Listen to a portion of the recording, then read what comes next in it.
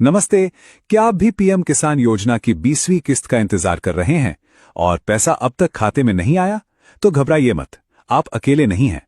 बहुत से लोगों के साथ ऐसा हुआ है। आज हम इसी पहेली को सुलझाएंगे कि आखिर 19वीं किस्त तो आ गई, पर 20वीं क्यों अटक गई? इसकी असली वजह क्या है? चलिए पता लगाते हैं।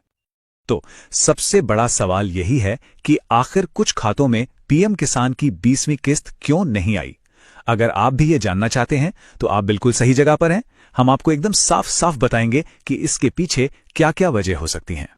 देखिए, सबसे पहली और जरूरी बात, सरकार की तरफ से पैसा भेजा जा चुका है। जी हां, प्रधानमंत्री नरेंद्र मोदी जी ने 2 अगस्त 2025 को ही 20वीं किस्त जारी कर दी थी। तो इसका सीधा मतलब यह है कि फंड्स तो रिलीज हो गए हैं।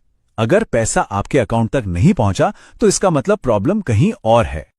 तो सवाल उठता है कि वो प्रॉब्लम क्या है, पैसा आखिर रुका क्यों? देखिए, इसके पीछे 2 बड़ी वजहें सामने आ रही हैं। चलिए एक एक करके इन दोनों को समझते हैं ताकि आपको पूरी बात क्लियर हो जाए।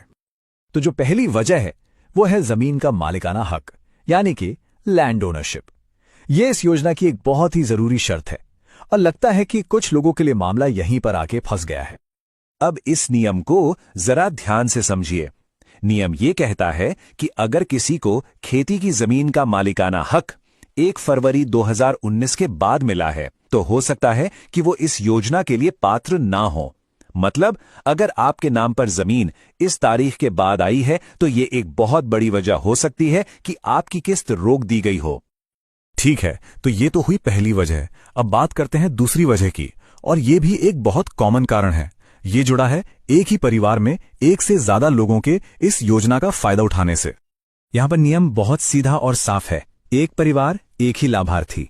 मतलब अगर एक ही परिवार में एक से ज्यादा लोग, मान लीजिए पति और पत्नी दोनों, इस स्कीम का पैसा ले रहे हैं तो ये नियम के खिलाफ है, और जैसे ही सिस्टम इस चीज को पकड़ता है, पेमेंट रोक दिया जाता है। तो अब जब हमें यह पता चल गया है कि पैसा क्यों रुका है, तो अगला सवाल यह है कि अब होगा क्या? जिनका पेमेंट रुका है उनके लिए सरकार क्या कर रही है? चलिए अब इस पर बात करते हैं। देखिए, अभी जो प्रोसेस चल रहा है वो कुछ ऐसा है। पहला स्टेप, जिन भी केस में गड़बड़ी का शक है उनका पैसा टेम्पररीली रोक दिया गया है। दूसरा स्टेप, अब अधिकारियों की तरफ से फिजिकल वेरिफिकेशन हो रहा है, मतलब जमीनी स्तर पर जांच चल रही है। और तीसरा स्टेप, इस वेरिफिकेशन के पूरा होने के बाद ही यह तय होगा कि आप पात्र हैं या नहीं। अगर सब कुछ सही पाया गया तो पैसा फिर से आना शुरू हो सकता है। अच्छा, अगर आपको अपने केस के बारे में और जानना है या सीधे अधिकारियों से बात करनी है तो उसके लिए भी रास्ते हैं। चलिए आपको बताते हैं कि मदद के लिए कहां संपर्क करना है।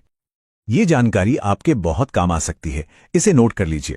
आप पीएम किसान हेल्पलाइन नंबर 155261 पर कॉल कर सकते हैं, या फिर टोल फ्री नंबर 180015526 पर भी बात कर सकते हैं।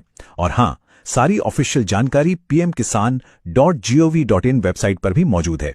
तो अपनी स्थिति जानने के लिए इनका इस्तेमाल जरूर करें।